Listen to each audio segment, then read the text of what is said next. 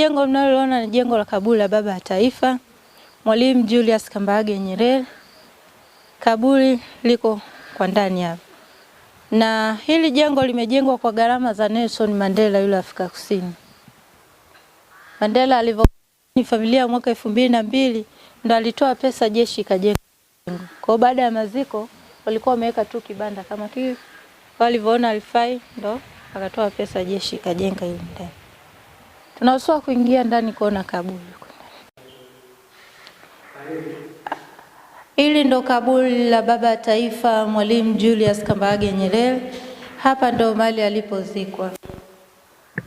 Amezikwa Kristu, hakuzikwa kimila. Na baada ya maziko jengo alikuwepo. Kama nilivyoeleza, Mandela ndo alitoa pesa, jeshi ikajenga hili jengo. Na pia kuhalasiwa na mchakato wa kumwombea mtakatifu.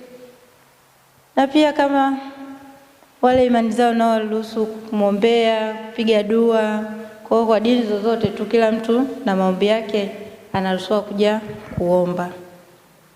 Na hili kapu ni kapu la maombi. Mwalimu Julius Kambarage Nyerere alizaliwa tarehe 13 mwezi wa 4 mwaka 1922. Alifariki tarehe 14 mwezi wa 10 mwaka 1999 kwa ugonjwa wa kansa ya damu. Kwa kesho tarehe 14 mwezi wa 10, tangu fariki kwake ni miaka 24. Aliacha watoto 8, kwa watoto walioko hai ni watoto 6. Watanzania wote nawakaribisha mje muone kaburi la baba wa taifa. Amezikwa Kristu, hakuzikwa kimila. Na pia kila mtu na imani yake unaruhusiwa kumwombea, kupiga dua.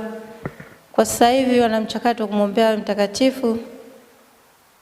Na pia unaruhusiwa pia nawe kufika uje ufanye maombi yako hapa. Ndugu mtazamaji wa Catholic Motion Online TV, tunashukuru kwa kuwa nasi tukia mwanzo mpaka mwisho wa